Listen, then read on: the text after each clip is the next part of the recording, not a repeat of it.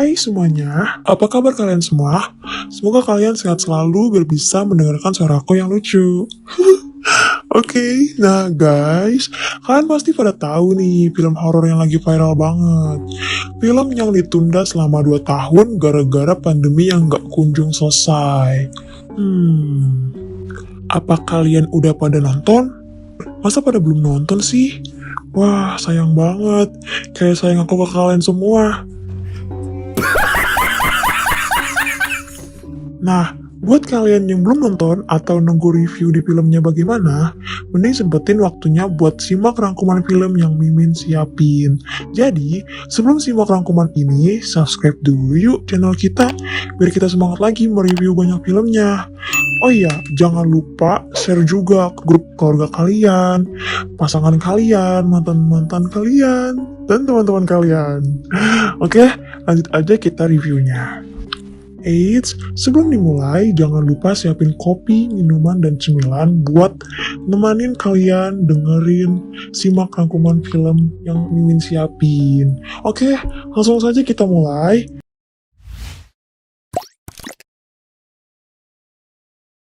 Film ini berawal dari mahasiswa yang melaksanakan KKN di daerah desa Penari, yang dimana cerita ini adalah kisah nyata dari pengalaman mahasiswa KKN di desa Penari. Lalu, dijadikan film dan disutradarakan oleh Pak Awi Suryadi. Siapakah yang berperan sebagai 6 mahasiswa itu? Oke, di sini ada Dinda Thomas sebagai Widya, Tisa Biani sebagai Nur, Ahmad Megantara sebagai Bima, Ahni Hakwei sebagai Ayu, Fajar Nugraha sebagai Wahyu, Calvin Jeremy sebagai Anton. BTW, apa sih KKN itu? Oke, di sini aku ingin menjelaskan dulu apa itu KKN. KKN itu kuliah kerja nyata atau bisa disebut juga magang yang dilakukan oleh sekelompok mahasiswa untuk melakukan program kerja di suatu desa atau tempat. Cerita berawal dari 6 mahasiswa yang ingin memutuskan kegiatan KKN mereka di sebuah desa yang sangat mistis dan sangat jauh. Pelosok, gak ada angkot. Waduh, jauh banget ya guys, kayak jarak kita. Pokoknya dari jalan raya tersebut untuk menuju desa itu memang sangat jauh. Ya, memang di awal sebelum memulai, mereka nggak tahu kalau tempat itu sangat mistis. Dari sebelum menuju desa itu, akses perjalanannya memang hanya untuk kendaraan 2 roda saja, dan mereka dijemput oleh 6 motor yang diboncengin oleh warga sekitar.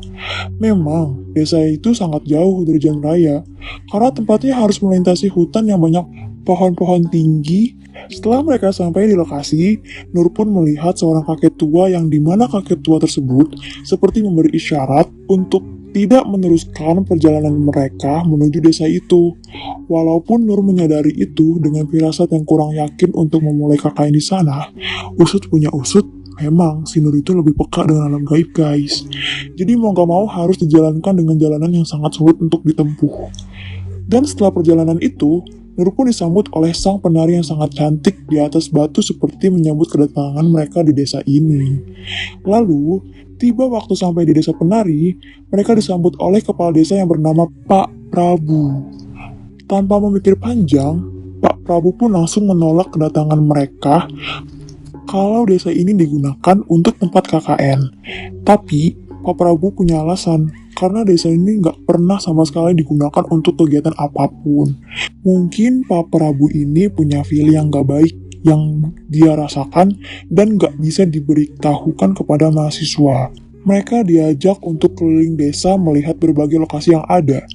Tapi, di perjalanan tersebut, Nur seperti melihat batu berugu yang sangat besar ditutupi oleh kain merah, dan di balik batu berugu itu seperti ada sosok hitam bermata merah berbulu besar yang disebut genderuwo. Wow, merinding ya. Tiba-tiba ada Bang Wowo nongol. Ya, walaupun di siang hari, tampaknya sosok tersebut seperti tidak menerima kedatangan mereka. Terbukti, sang genderuwo berkepala kerbau menunjukkan dirinya bahwa aku ada loh. Dan setelah kejadian ini, Nur pun memiliki keistimewaan berbeda. Bisa dibilang lebih sensitif dalam melihat akan hal gaib atau dunia lain guys. Lalu karena Pak Prabu melihat keistimewaan indera keenam pada diri Nur, langsung memperingatkan untuk jaga diri baik-baik dan gak boleh melewati batas terlarang gapura atau tapak tilas yang ada. Konon katanya, disinyalir terdapat penghuni sosok penari ular. Dan mendengar larangan tersebut, mereka pun manut-manut aja. Akhirnya, mereka pun memulai program KKN. Singkat cerita, ternyata KKN tersebut tidak berjalan dengan lancar dikarenakan mereka satu persatu mengalami permasalahan dengan gangguan makhluk halus dari desa ini. Mereka marah atas perilaku dan sikap mereka. Oh iya, bagaimana dengan Wahyu? Wahyu pada saat itu sempat pergi dengan Widya untuk ke kota membeli alat proker menggunakan motor. Setelah mereka mendapatkan alat proker tersebut, mereka disaranin sama pedagang cilok. Wah, kirain ditawarin cilok. Kalau ditawarin cilok sih Mimin mau juga. Pedagang cilok memberi saran kepada Wahyu dan Widya untuk kembali ke desa itu sebelum maghrib. Tapi, sialnya ketika sampai di tengah-tengah hutan, tiba-tiba motor yang digunakan Wahyu dan Widya mogok. Sampai seketika mereka dibantu oleh beberapa warga yang diajak untuk mampir ke tempat pesta musik yang diiringi lagu-lagu gamelan Jawa. Yang di sana ada beberapa wanita yang sedang menari, sangat ramai dan mewah sekali. Dan Wahyu pun ditawari makanan yang sangat banyak oleh warga situ. Yang padahal warganya tuh gaib guys. Singkatnya Wahyu dan Widya telah memasuki dunia lain. Lalu ketika Wahyu ingin pulang, Wahyu diberikan makanan untuk dibawa pulang oleh warga di sana.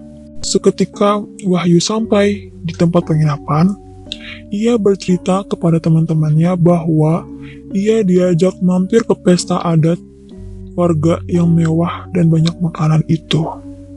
Tetapi mereka yang mendengarkan cerita Wahyu seperti terheran-heran, karena yang mereka tahu tempat itu tidak ada penduduk sama sekali dan hanya tanah kosong. Saking excitednya banget si Wahyu menunjukkan makanan yang ia bawa dari pesta itu, seketika dibuka, ada kepala monyet berlumuran darah yang sangat segar dibungkusi oleh daun pisang. Geli banget gak sih? Jadi, selama Wahyu di sana, yang Wahyu makan itu bukanlah makanan, melainkan badan monyet itu. Wow.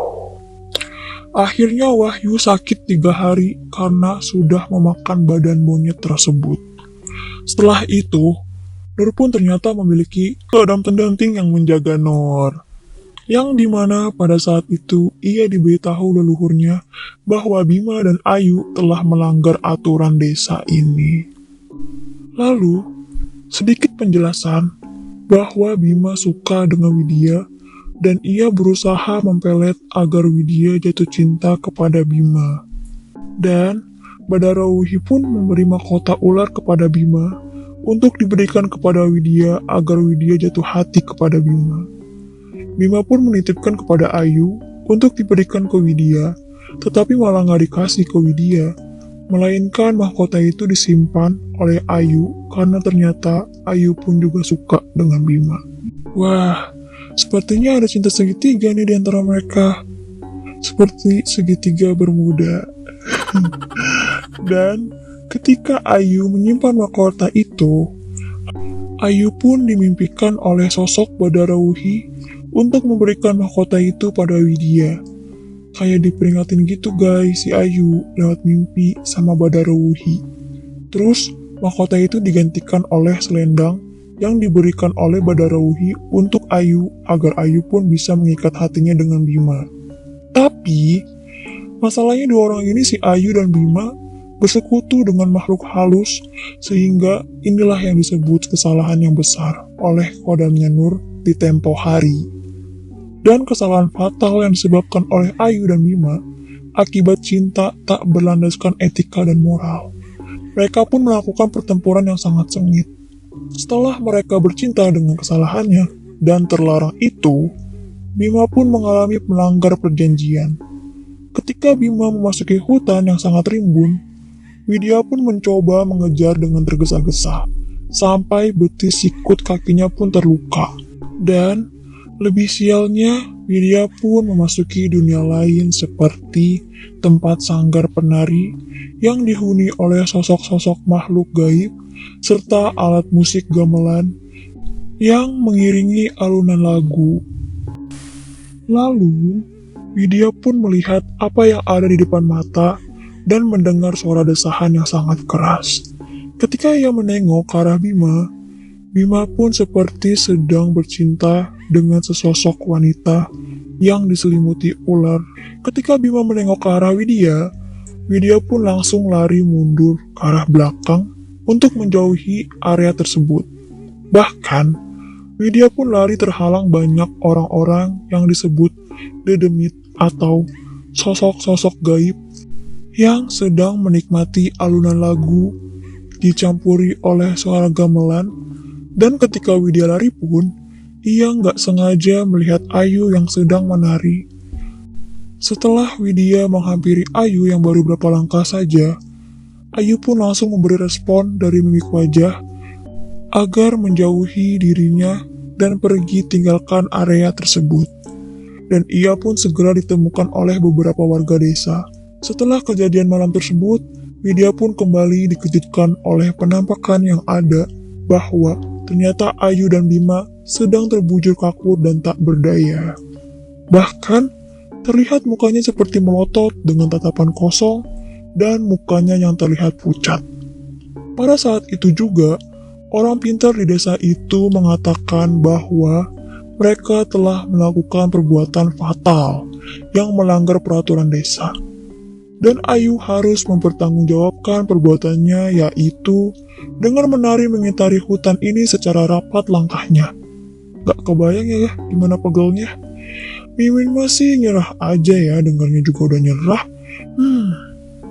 Tapi, karena memang hukumannya untuk Ayu yang memang harus dilakukan, sedangkan Bima harus menjadi pasangan Badarauhi karena atas kesalahan yang mereka lakukan. Lalu, bagaimana dengan Nur? Nyatanya baik-baik saja.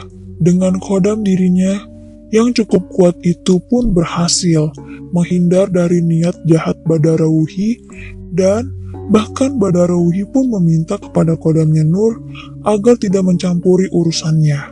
Setelah kejadian KKN tragis ini, mereka pun tidak melanjutkan KKN tersebut. Ayu dan Bima pun nampaknya harus menerima pertolongan medis. Tapi, hal tersebut tidak membuahkan hasil. Kasihan ya guys.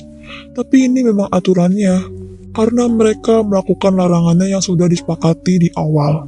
Berani berbuat, berani juga tanggung jawab. Sempat, Ibunda Bima bermimpi didatangi oleh Bima yang meminta maaf atas segala kesalahan buruknya yang sudah membuat malu keluarganya. Tetapi, ketika ibunya sudah mengikhlaskan anak satu-satunya itu, ia terbangun dan menemukan Bima menegang nyawanya. Sedangkan Ayu pun sudah menjalani berbagai pengobatan medis sampai pengobatan non-medis dengan bantuan orang-orang yang tahu akan apa yang menimpanya. Selama Ayu menjalani proses pengobatan, Nur selalu ikut sembari berharap Ayu bisa selamat. Namun, semua orang yang dimintai tolong pada angkat tangan. Ya, bisa dibilang mereka pada menyerah guys. Dan film berakhir sampai di situ. Gimana guys? Sampai sini ada yang makin penasaran atau udah puas dengan rangkuman Mimin ini? Memang ya, ketika kita ke sana, kita harus menjaga sikap kita dan mentaati aturan-aturan desa yang ada. Kalau sudah begini pun jadi ruyam semuanya. Sayang banget yang niat kita bagus malah menjadi rusak karena kita melakukan hal yang salah. Semoga dari film ini bisa menjadi pelajaran hidup kita semua ya guys. Ambil baiknya, buang buruknya. Oh iya, fun fact sobat semua, sampai video ini dibuat, film KKN Desa Penari sudah melewati rekor film tersukses sepanjang masa film Indonesia. Penontonnya sudah sampai 8 juta, dan jumlah ini akan terus bertambah seiring masih tingginya antusias masyarakat. Wah, kira-kira berapa ya keuntungannya? Mungkin kalau kita beli seblak bisa dapat berapa banyak ya? Bisa mukbang 1 RT? Kayaknya bisa mukbang 1 provinsi sih.